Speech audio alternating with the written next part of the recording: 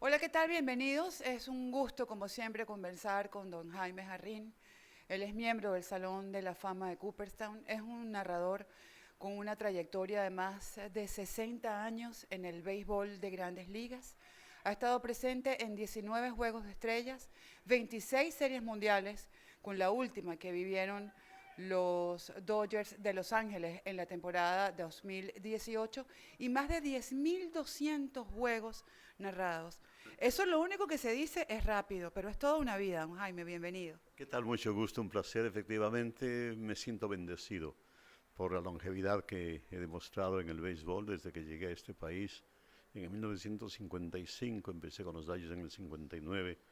Creí que al principio de que era cuestión de unos 5 o 6 años y pasar a otra cosa, a la televisión en español que estaba naciendo en 1962-63, el canal 34 fue el primer canal de habla hispana en los Estados Unidos, en Los Ángeles. Creí que tal vez pasaría a la televisión. Eventualmente estuve en la televisión, estuve con Telemundo 8 años como director de deportes, pero sinceramente yo he sido siempre un hombre de radio. Me siento más tranquilo en radio que en televisión. Don Jaime, hay algo que es como una característica suya y que es admirable y es la sobriedad a la hora de narrar los juegos. Y combinar esa sobriedad con la emoción del béisbol, con lo inesperado del béisbol. Pues ese es mi estilo. Me gustó mucho el estilo de Vince Kelly y no lo trato de imitar a él, pero más o menos traté de seguir la escuela de él. Yo creo que posiblemente mi estilo se debe al hecho de que yo antes que ser cronista de béisbol, yo fui locutor noticioso, yo fui periodista de radio desde mis inicios en Quito, Ecuador, en 1951. A los 15 años de edad empecé en radio.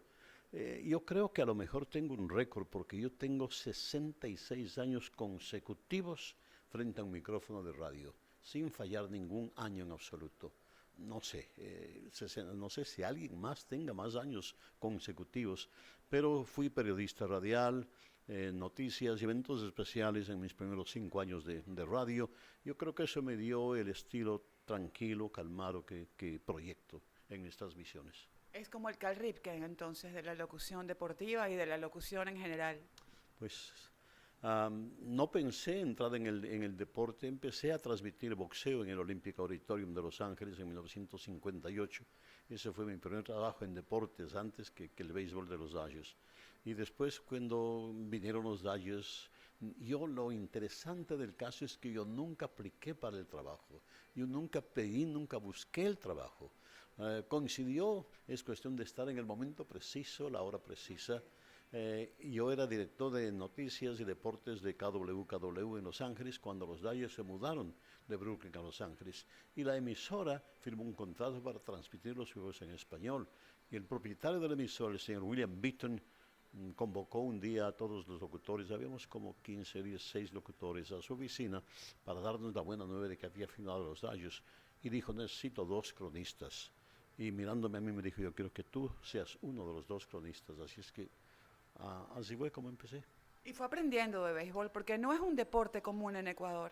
Yo cuando vine a este país nunca había visto un juego de béisbol, nunca había visto una pelota de béisbol. Cuando llegué a Los Ángeles en 1955 estaban jugando la Serie Mundial aquí en Nueva York, los Dodgers de Brooklyn y los Yankees en Nueva York, y yo me di cuenta que había una cantidad tremenda de gente frente a telereceptores y a de radio, receptores de radio, mirando la Serie Mundial. Y yo averigüé qué es eso. Me dijeron, es la Serie Mundial, el clásico del béisbol. Ahí me interesé. Ya estaba transmitiendo boxeo yo, entonces empecé a ir a ver jugar a los 2 equipos AAA que teníamos en Los Ángeles, los Hollywood Stars que jugaban en el Gilmore Field y los Angels de Los Ángeles que jugaban en el viejo Wrigley Field, que era una copia del Wrigley Field de Chicago. Empecé a ir los fines de semana a aprender, a arañar un poquito esto del béisbol y así fue como durante 3 años empecé a asimilar un poquito y les sentí gusto, pero cuando me pidió el señor Beaton que transmitiera el béisbol, dije, mire, señor Beaton, siento mucho, pero no estoy yo listo todavía para ponerme frente a un micrófono a narrar béisbol. Me dijo, él me quería mucho, yo era jovencito, tenía 22, 23 años, y me dijo, Jaime, me dijo, prepárate, te voy a dar un año de plazo, yo quiero que tú estés ahí, hay un futuro muy grande para ti en el béisbol, Y así fue como en ese primer año estuve estudiando todo lo posible, escuchando las transmisiones de radio, oyendo grabaciones, leyendo todos los libros habidos y por haber sobre béisbol. Y en el 59 empecé con René Cárdenas, que era el número uno de los Dodgers, y empecé con él poquito a poco. Es increíble, sin duda alguna muy acertada la selección de Jaime Jarrín. Ha visto peloteros extraordinarios, ha visto a Sandy Koufax, ha visto toda la trayectoria de jugadores que comenzaron como Fernando Valenzuela, siendo una sensación como novatos, que dejaron el béisbol, los que han entrado, han salido. De todos ellos, ¿quiénes podría contarnos son sus favoritos? Uno de los privilegios que he tenido es de que he tenido la suerte de ver en acción a lo más granado del béisbol de Grandes Ligas, comenzando con Willie Mays, Juan Marichal, Sandy Koufax, Dan Drysdale, Maury Wills, hasta después con Fernando Valenzuela y con Orel Hershiser. Pero yo creo que el pelotero que más me ha impactado ha sido Roberto Clemente. Además, Roberto Clemente fue siempre muy amable para conmigo. Cuando yo empezaba, en los primeros años habían muy poquitos peloteros latinos en la Liga Nacional, en la Americana habían más, en la Nacional eran contados con los dedos de una mano, Juan Marichal, Felipe Alú, más tarde José Pagán, Roberto Clemente, Juan Pizarro, nada más. Entonces yo tenía que hacer entrevistas para el pregame y era problemático conseguir personas que hablaran español y Roberto Clemente supo de eso y él me ayudaba siempre mucho y se portó muy bien. Y entonces él es uno de mis favoritos. Dentro del equipo de los Dodgers, Willie Davis, un gran jugador, un outfielder muy rápido, él muy bueno también, figura de los Dodgers. Él me adoptó prácticamente y me sacaba a comer y todo eso. Para mí él fue el número uno. Desde el punto de vista de amistad y cosas, pero Roberto Clemente ya en el campo profesional.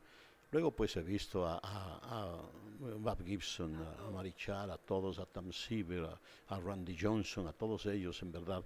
Y Sandy Koufax entre los zurdos, lo máximo que hemos visto. Lamentablemente su carrera fue bastante corta, únicamente 6 años, pero fue un jugador fuera de serie. Y entre los derechos, en verdad es difícil seleccionar uno, pero yo me inclinaría por Juan Marichal sobre Bob Gibson y sobre Tom Seaver. Quería preguntarle, porque estamos en Miami y habló de Roberto Clemente, por su amistad con Felo Ramírez. Y bueno, estar aquí en Miami seguramente siempre se lo recuerda, y esa fotografía que está en los palcos de las cabinas. Efectivamente, bueno, a Felo le conocí en la Serie Mundial de 1976, Cincinnati, en una serie con Cincinnati y Bacanel me invitó a estar parte de un inning con ellos y ahí conocí a Felo y a Bacanel. Y pues después me encontré aquí, me dio un gusto enorme, ¿verdad? Ya establecimos una amistad más estrecha. Su esposa venía a Los Ángeles, venía a mi casa con mi esposa y ya hicimos una amistad muy bonita, en verdad. Yo le he respetado siempre a Felo porque pues Felo ha sido un cronista extraordinario, muy querido, no solo en Cuba, sino en todo el Caribe, en Venezuela también. Así es que, pues, y después ya me correspondió alternar con él aquí en la Liga Nacional, cuando él estuvo aquí con los Marlins, y luego cuando fue ascendido al Salón de la Fama, me pidió que fuera con él allá para ayudarle con el discurso del Salón de la Fama, y fue para mí un honor estar con él allí. Muchas gracias, don Jaime, por esta conversación. Un placer, encantado siempre.